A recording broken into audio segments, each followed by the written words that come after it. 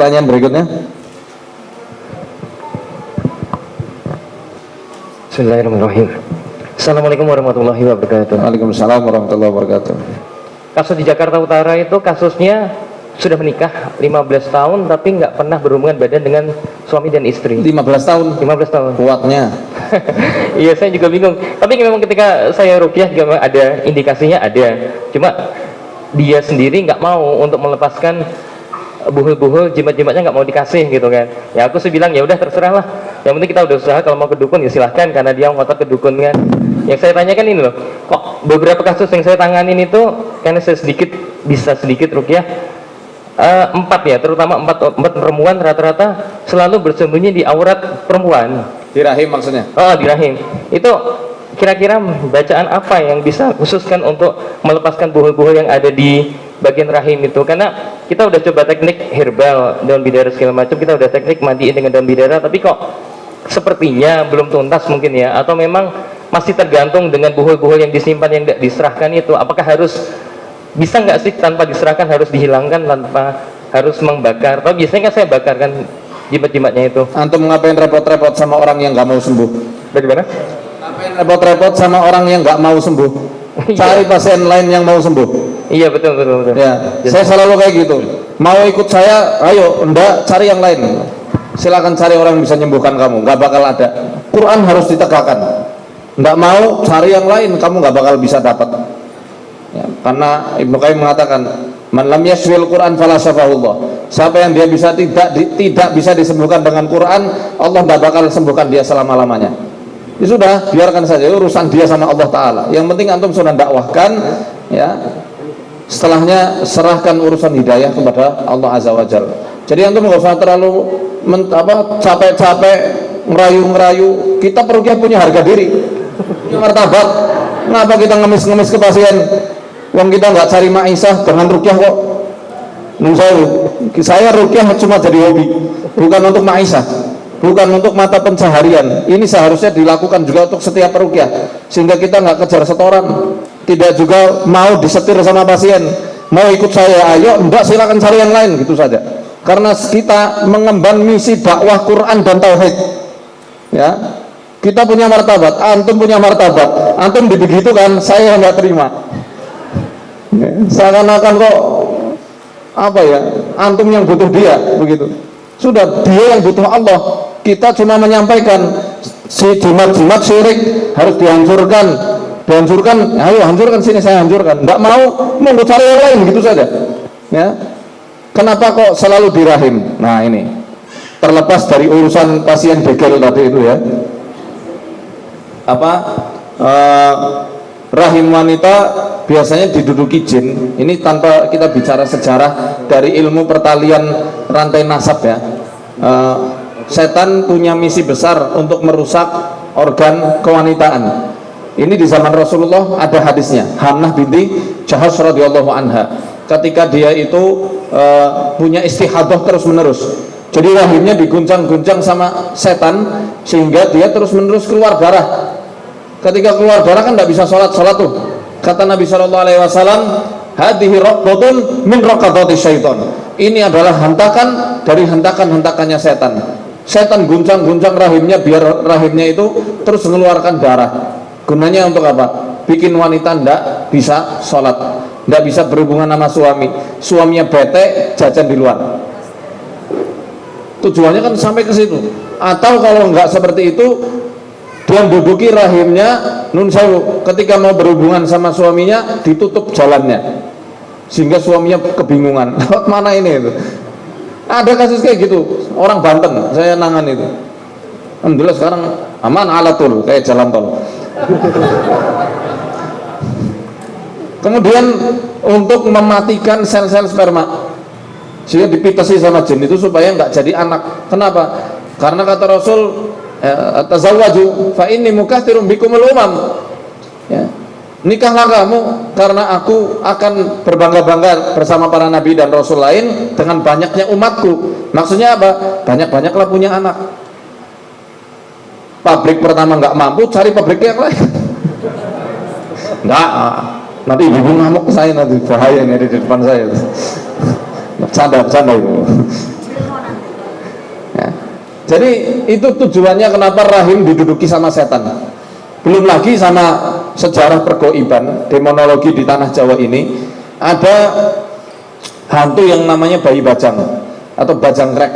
Itu yang biasanya dulu digunakan oleh orang-orang zaman dulu itu untuk saktian.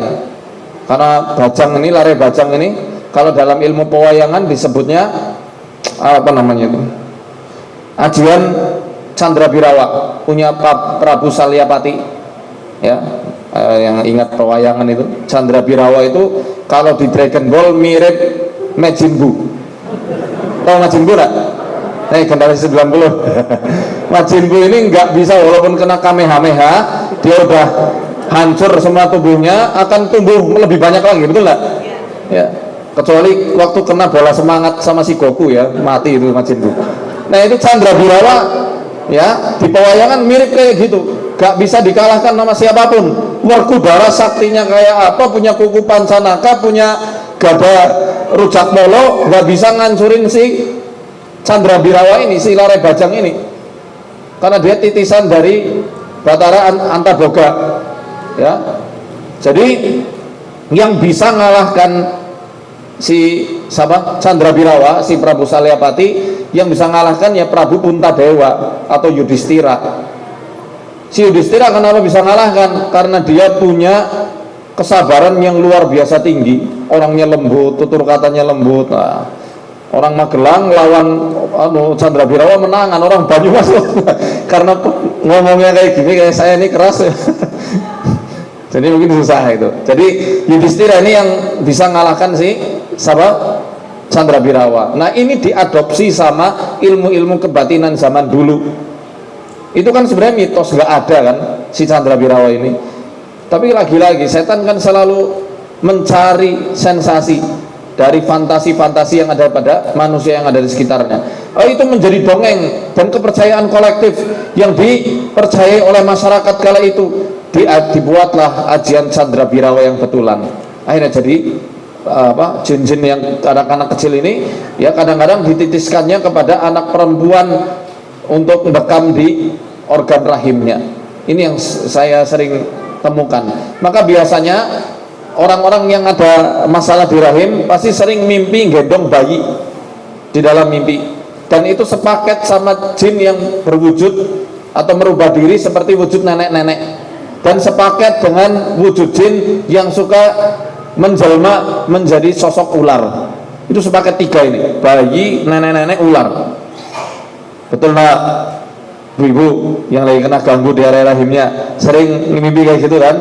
Ya, udah ketahuan tuh, cepat keluar.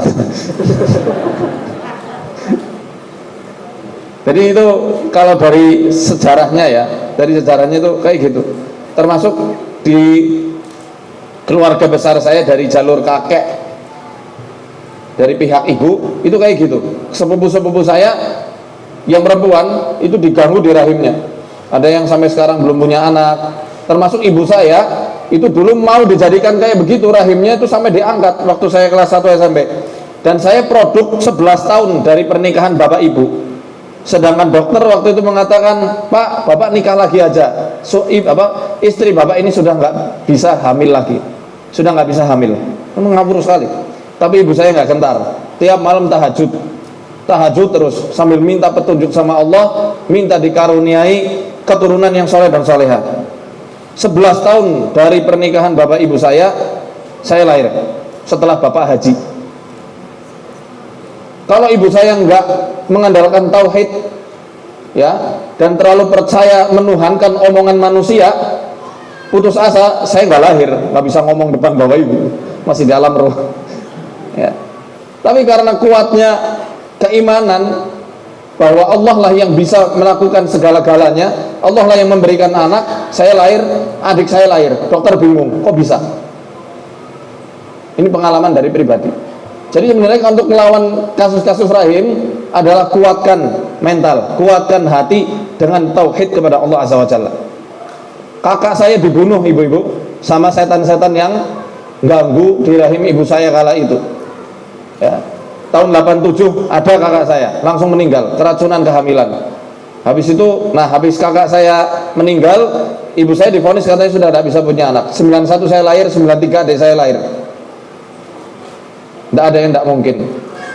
Dan selalu amalan yang beliau lakukan ini untuk mungkin yang lagi ikhtiar pengen punya momongan adalah bangun malam, tahajud, perbanyak zikir di waktu malam, perbanyak juga puasa. Betul ya, puasa Daud itu lebih baik lagi. Saya doakan moga-moga yang kesini ikhtiar pengen punya momongan, Allah berikan momongan yang soleh-solehah, menjadi pemimpin orang yang bertakwa di kemudian hari, mengangkat derajat orang tuanya dunia akhirat, amin. Gitu mungkin yang bisa saya sampaikan.